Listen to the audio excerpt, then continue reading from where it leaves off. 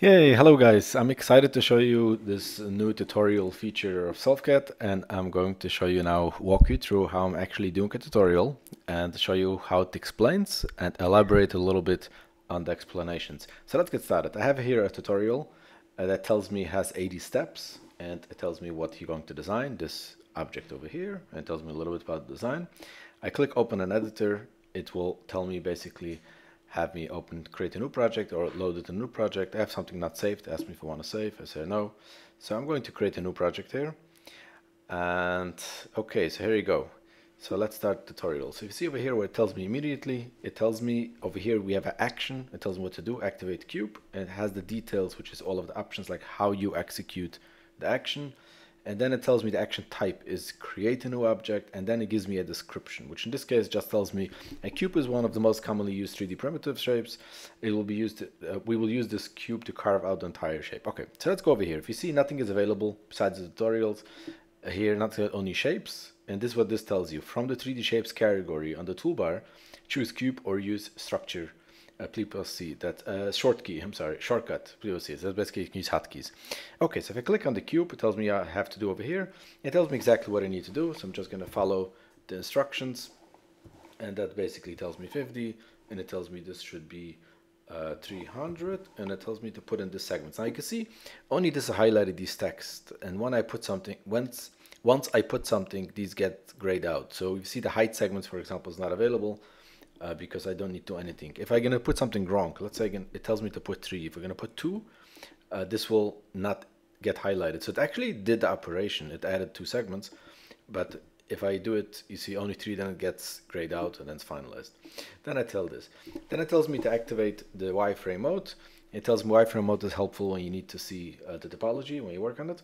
So basically, if I click over here, you can see I have the wireframe mode. I can see what's happening. And then it tells me click on face. Look how it highlights the face selection over here. So I click on this, and it tells me to select the faces. It tells me we select all of the faces in x-axis. This is called a face loop. SelfCAD has advanced loop selection tools, but for now we manually use the selection. So I'm first going to do what they tell me to do, and then I'll show you on my other screen. Actually, you can open SelfCAD on different tabs. So open it on another tab. So I'll be able to show you what they mean with the advanced settings. Then I'm just going to follow here the steps. It goes to scale, and it tells me to scale it to 410, and then it tells me before closing. If I want to close it, it will tell me you cannot close, because actually I'm not done with scaling, because in the middle scaling it tells me to do other things. Deselect. I need to deselect these, everything that is highlighted. Once I finish deselecting, it tells me what to select again. So I need to select this. It is in no particular order. It just tells me what to do. If it's in a particular order, tools that require an order, it will give it to me in separate steps. As we're going to see later, we're going to use it. Now it tells me to make this to 210, 210, and now it tells me to finalize it. Okay, so now it tells me to select everything. You can also, actually, you can click on the grid to deselect all at once. That's what it tells me, because I can manually deselect, or I can just click on the grid and it deselects. Now it tells me to select new things, and it tells me what this face will be about. This will create the legs for the table. So let's go ahead and do it. And it tells me to go to extrusion, and then it tells me to make it 240. Okay, and finalize extrusion. Now it highlights the face I need to deselect. Again, I'll click on the grid to deselect. Okay, so now we need to rotate this by 180 degree. I'm sorry, 180 degree. And we are done with this part. Okay, close this. And then all of this explains you everything in the description. I will share in the link in the description a link to this tutorial. You can follow it yourself and read it. I'm going to switch over now to a different tab. I have over here another tab, and I'm already have this part of the section done. So I want to show you when I'm going to go to something here in advanced settings. It's called loop selection, and I need to turn on face selection first. So you see it. Okay, so face selection is on. It says loop selection. So in this case, I can just click over here, and it selected this entire loop. Now if we're going to go to my scale, and I'm going to put this to 410, if that's what it was. Okay, now let's go and deselect this, and I'll go back to my face selection, loop selection, and I select now this loop. Okay, let's click over here, and this loop is selected. So you can see now we don't have that many faces. I can exit already the loop selection and go back to my scale and set this to what was it, 210, if I remember correctly. Yes, okay.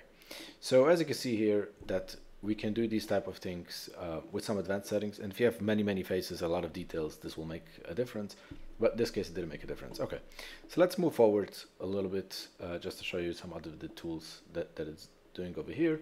So we're going to Polygon Selection, and again, this will explain everything. I suggest you read the instructions here, what it says. So I have to repeat myself.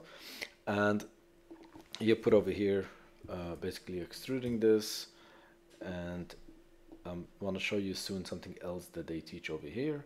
It tells me to go to face selection, switch back to face selection. Then I need to deselect it.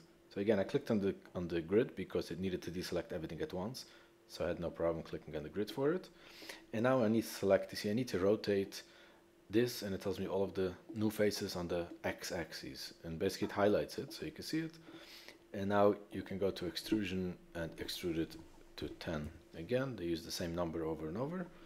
And once I finalize it, it tells me to deselect, and then it gives me a new selection. And it explains me soon, I think in the next step, that why this was supposed to be in 2 steps, because these new faces that we created over here needs to be extruded as well, otherwise it will be a hole over here. So the extrusion, the selection, the extrusion steps were created actually separately. And let's see, let's select this. Okay, now it highlights the extrusion tool, and do the same thing, extrusion. Okay, you see over here it explains what I just said, that's why it had to do it this way. Now I need to deselect everything. Okay, so now it tells me I need to go to resolution. So before I go to resolution, I want to go use the other tool, because we're going to use here a combination of resolution and remove details. Maybe I first do it. You know what? Let's first do it, and then I'll show the difference on the other tab, how it's done. So it tells me to do this for 0 to finalize it. Now it tells me to go to edit details and switch it on to remove, and start removing here. The details needs to be removed. Here's some issue with this visualization that I still see. I hope they will clean it up soon. It's a new tool, obviously. You see it's still in beta. And the visualization is sometimes not so easy to see because this green highlighted things goes through the other side. So you may not understand where it is. So for example, this side was visible, the other side. I'm sure this is a small thing that will be fixed very soon. But that's basically it. And each of them is a different step. And as you can see, in each step that you create, they explain here something different, which actually is quite valuable lessons teaching. So I suggest you read them, and that will be quite valuable. So you cleaned up all of the side edges. Actually, I don't know where this is located. So, okay, I need to go over here, and I need to find it. I think it's this edge, yes. Now let's find it this side.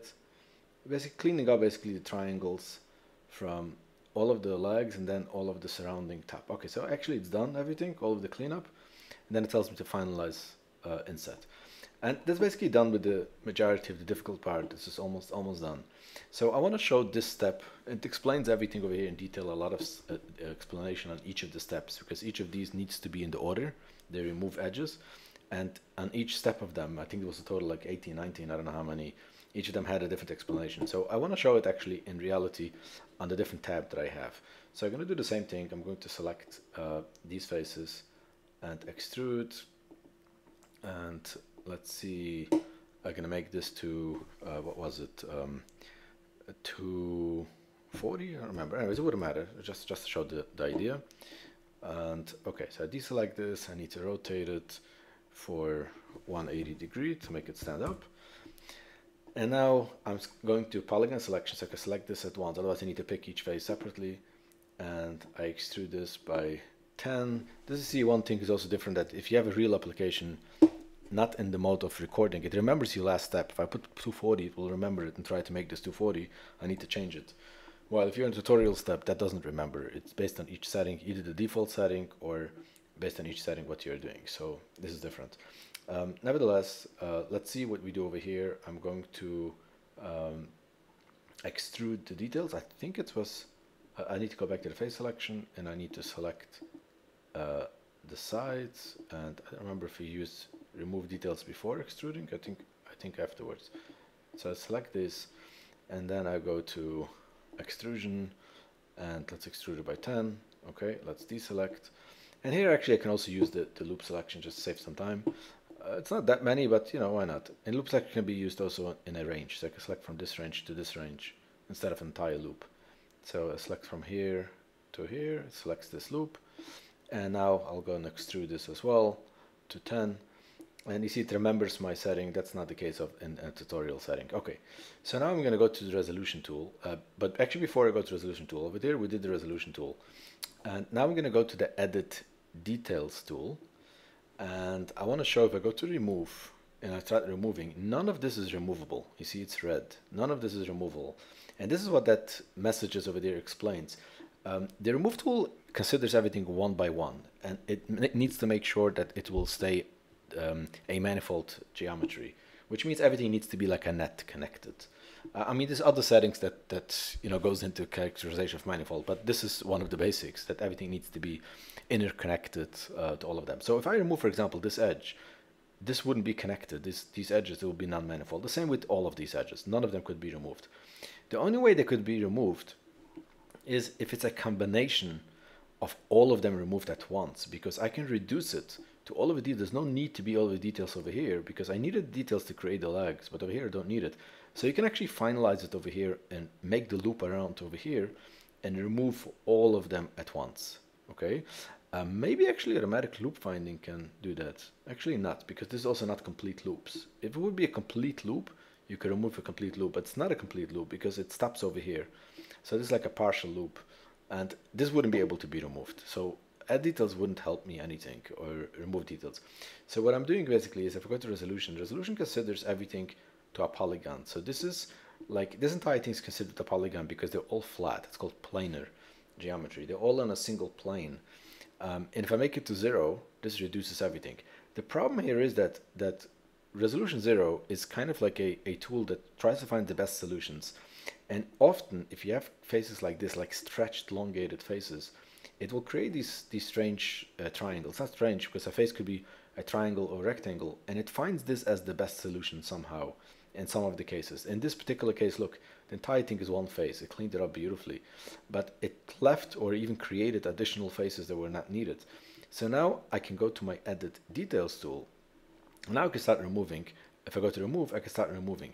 But interestingly, that's what that explains as well, that it's like a binary choice in some cases. So in this case, in order to keep it manifold, I can remove this and it will stay manifold because this edge will stay here.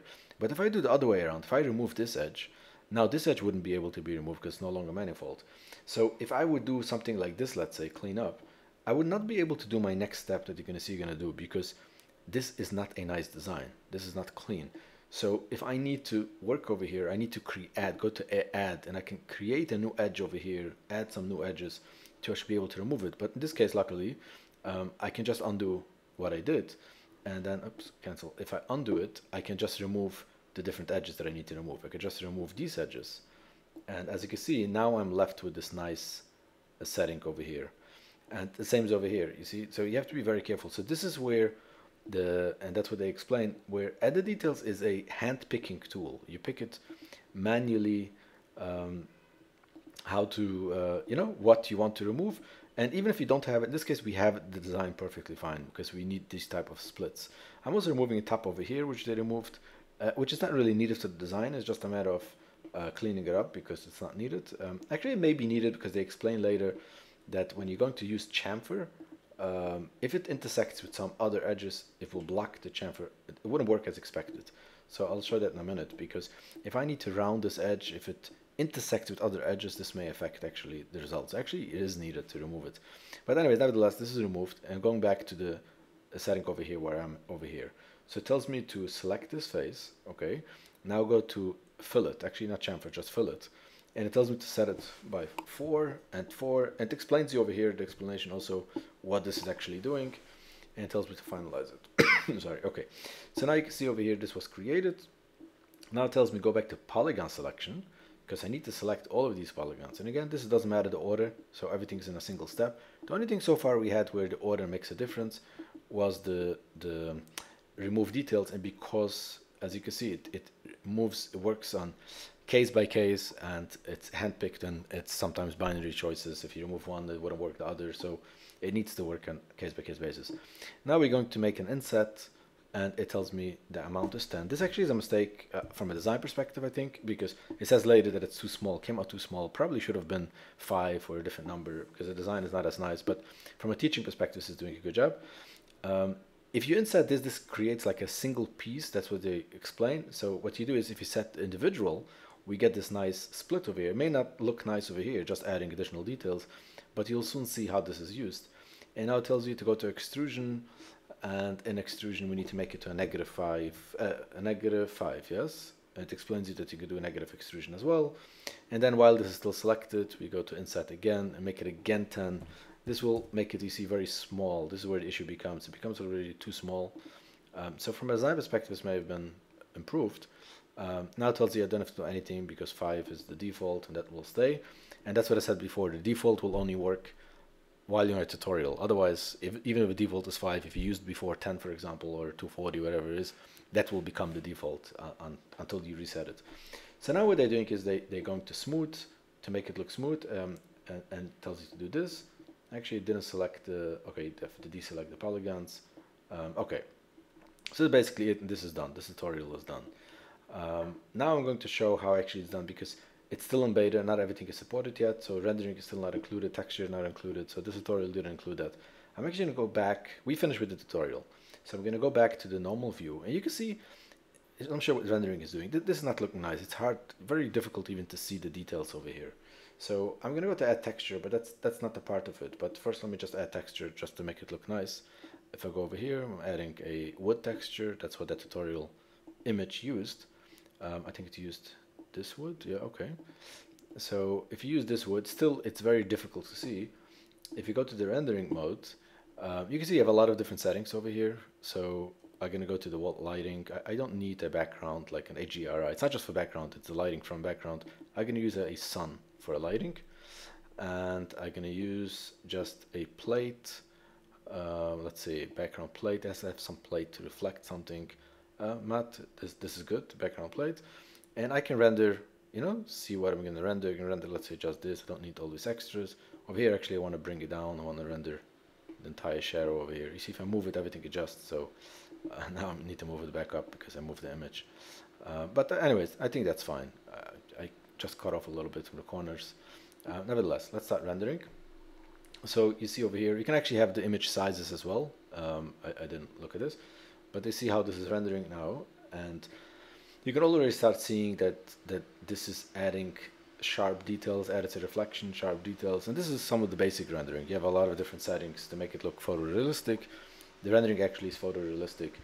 And it's important, while this is rendering, I want to explain something, that smooth shader is, and along with some other settings that you see in the texture settings over here from the general application, focus on just visual effects, but not really realistic.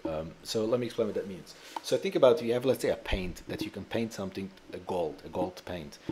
You can have a paint that looks relatively realistic. Everyone will see it's gold, it may have a shininess to it, but it will not reflect the light the way actual natural gold is working, and it wouldn't be changed the way natural light or environment will affect it. While this rendering is all about physics. It's called actually PBR, physics-based rendering. This is taking something into real consideration based on the thing that you are doing. You see, look at this level of detail that you see now. It's beautiful. But this is doing even more. Texture is not really the part from rendering. The main thing is when you use these other settings like gold and, you know, different type of materials and stuff. It's designed in a way to reflect how it will really look. So if you're an architect and you're trying to represent an object in a certain environment, you can use HDRI to emulate an environment, or any custom lights that you can add and anything else. And this will reflect the real lights, the real environments. So in effect, that the smooth shader, which is just an effect, doesn't make any sense over here. So the smooth shader actually will emulate something, some trick that actually Blender is doing the same. It will do similar what round object is doing. It will actually add additional details to the object around them, and that may be what you expect or maybe not.